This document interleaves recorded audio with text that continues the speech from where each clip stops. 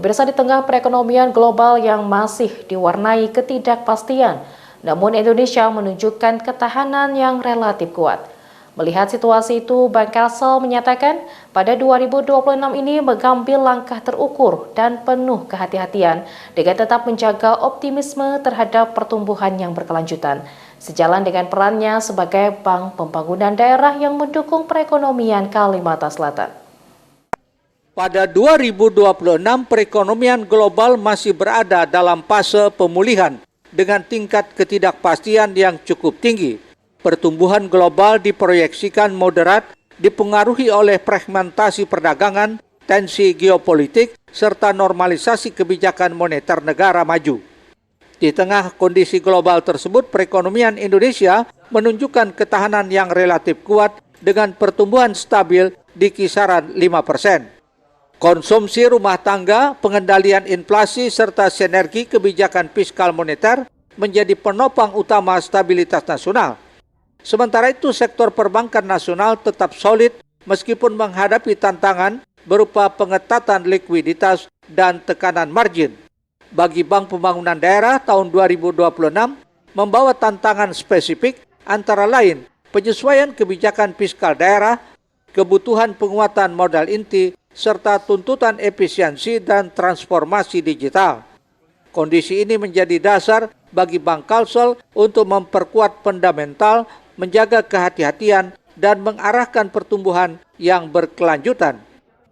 Dalam keterangan persnya belum lama tadi, Direktur Utama Bank Kalsel Fahrudin menyebut, dalam proyeksi tahun 2026, Bank Kalsel menargetkan pertumbuhan aset sebesar 6,70% year on year, dana pihak ketiga tumbuh 6,01% year on year, sedangkan kredit dan pembiayaan Bank Kalsel ditargetkan tumbuh 8,06% year on year.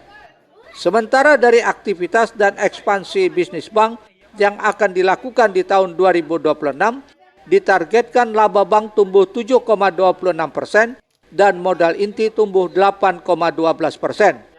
Fahrudin menambahkan potensi bisnis 2026 diarahkan pada pertumbuhan kredit sehat, penguatan dana murah, serta penguatan profitabilitas dan efisiensi. Ceruk pasar prioritas meliputi ASN, pensiunan, UMKM lokal, sektor produktif unggulan daerah, dan pembiayaan berkelanjutan. Tadi sebagaimana disampaikan, kita memanfaatkan ceruk pasar yang besar di ASN, kemudian di kredit produktif UMKM, dan yang ekosistemnya terkait dengan pemerintah daerah. Misalnya adalah kredit yang terkait dengan konsumsi, kemudian ekosistem lain. Nah, Bank Divisa kami harapkan bisa mendukung ini sehingga komoditas andalan di Kalimantan Selatan, batu bara, kemudian kelapa sawit itu bisa kita endapkan dananya di Bank Kalsel.